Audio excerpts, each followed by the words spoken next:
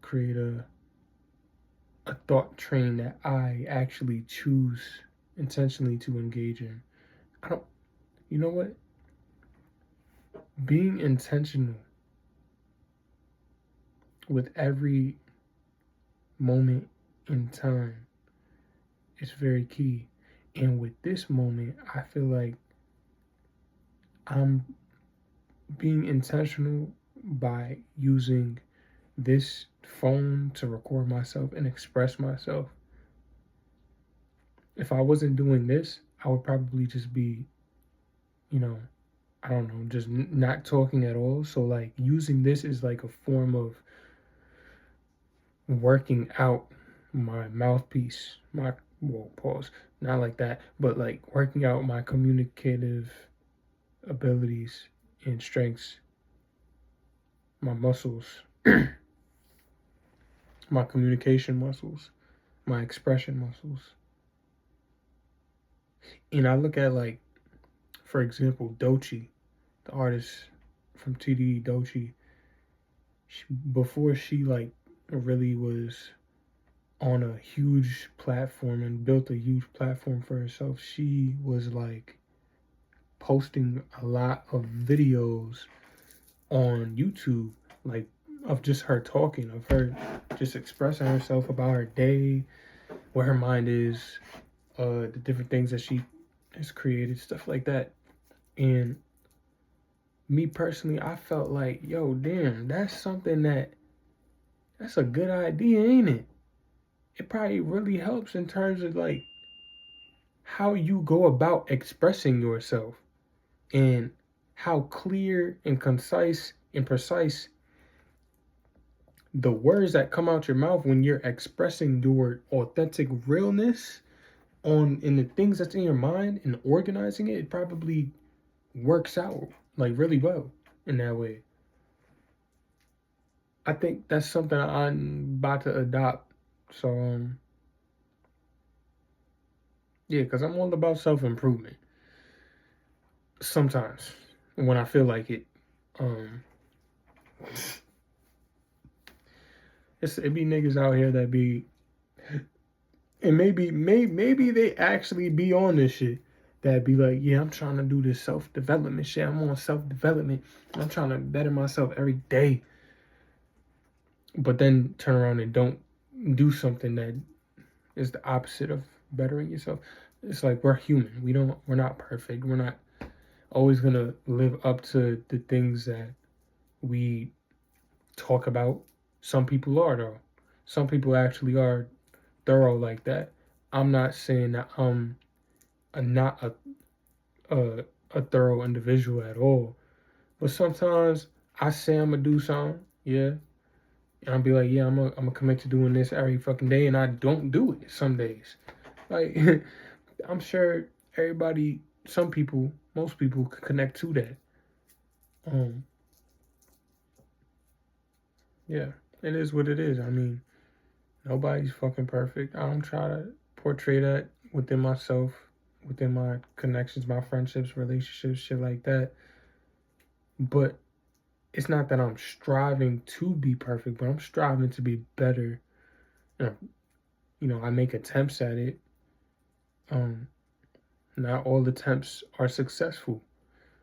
And that goes into being okay with failing and not succeeding at something or not being what you want to be, uh physically, mentally, spiritually, at some point in time when it comes to you practicing something. That's something that needs to be accepted. Not everybody, I've met people on both ends of the spectrum that try and try and try and never give up at doing something. You feel me? And they're always constantly working, grinding. I love that poster. They're always constantly working on something to get better, repeating the same thing over and over again, and they do get better. And then there's people that, they don't try at all because of many different reasons. It could be fear, it could be guilt, it could be shame, it could be paranoia, uh, all kinds of traumatic shit of why a person may not try something that they want to do, or you know, all the self-limiting beliefs that exist. Is a plethora of them. But you know, you never know what a person is going through on their end, you know, of life. So you can't really judge too harshly in regarding like pinpointing what it is or why, whether or not a person is uh being real or thorough or just being like a bitch or pussy or something like that. That's not the right words to use. Yeah, people have infinite reasons for why they do shit, and whether or not the reason makes sense or not, that's not up to external factors to decide. You feel me? If I choose to do this, it's because that's what in my reality, that's why I'm, you feel me? It makes sense to me. If it don't make sense to me, that ain't up to nobody to think about except for me, because nigga, I'm the person that's dealing with myself. You feel me? That now if it affects other people, your actions and your decisions, then other people can definitely involve themselves and have a say in regards to how you move and how what you say and things like that. But if it's the other way around, where it doesn't really play a part in how it affects their life, then you're just you're just blabbering for nothing. But me right now, I'm not blabbering for nothing. This is the intention with this. It's to learn myself, one, learn my thought, my train of thought when I'm speaking and using my mouth to speak words, and all of this is helping me to become a better communicator. That's one of the key things I feel like I'm here to do, is to learn how to communicate effectively and portray or relay a message. No funny shit. Like that's one of my. I always felt like that's something that I'm really fucking here to do. One, because I used to really be terrible at communicating,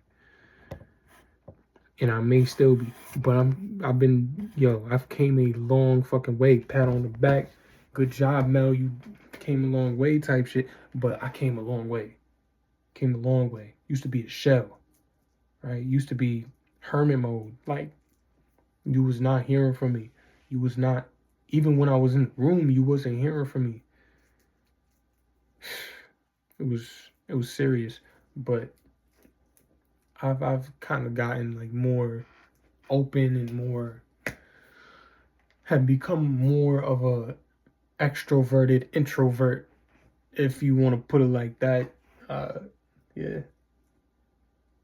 I'm still hermit, still doing my in my own world kind of thing, and I don't mind being in my own world. I'm very like, I have a very active imagination and inner world, so it's like I don't mind being in that, but I know how being in that can affect, like, when I actually come back outside and I start trying to talk to niggas again. Like that shit has an effect on how long I stay closed off or how long I just don't speak to niggas. It affects when I eventually do speak to niggas, how that goes and how effective, I can actually speak. That's why you gotta like keep a balance of like, you gotta know when it's time to come back into the world again, because you're always gonna have to come back into the world again. But I mean come back into the world as in like start speaking and interacting with humans and human beings in a way that is normal and you know makes sense, that's competent. Like it's a lot of awkward, cringe kind of interactions that I have had, especially in the beginning phases of me like really being more trying to be more extroverted or trying to just be like a compassionate human being to my fellow humans. Like it's not nothing too crazy, nothing too. But no, I do have crazy moments. I ain't gonna lie. It was some crazy. It's some real crazy, awkward experiences that I've experienced, and it. I'm the source of it, and it has been wow, some very cringy moments. I'm not even gonna get into. I ain't gonna get into my cringy experiences on here. Now I'm not. I'm not gonna relive this shit again. I refuse. No, it was too. It was too. Some shit you just gotta take to the grave. Some shit you just gotta take to the grave, and I think I'm gonna take my most cringiest, like not the most. Well, but some of the cringe is a emotion that really does build character in a way. I ain't gonna cap. I ain't even gonna fucking cap at all. Like like how the tough moments, the pressure forms diamonds. It's like one of them kind of situations. Like it's one of them situations for real. I don't know how. I can't explain it. I won't be able to tell you right now, but it is. It is.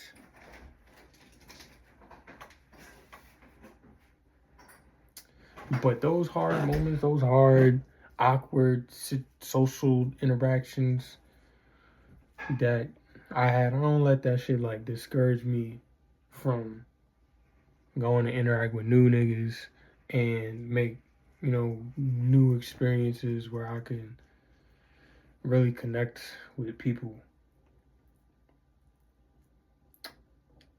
Because that would be dumb.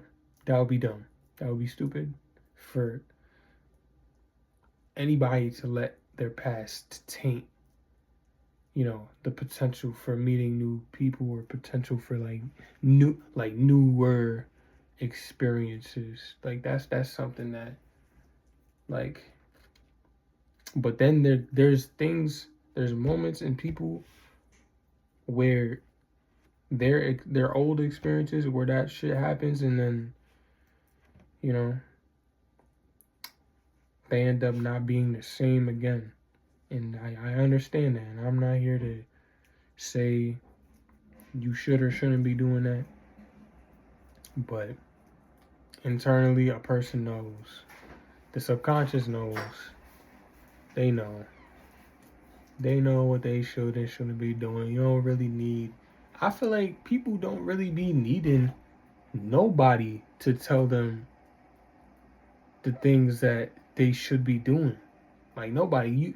You at a certain level, I feel like everybody internally knows what path they should be taking, but ignore it to a certain degree, and then at the same time also kind of want and crave other people to tell you, yo, you got to do this.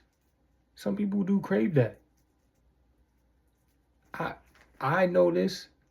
I'm saying this from like my own having this kind of feeling like myself.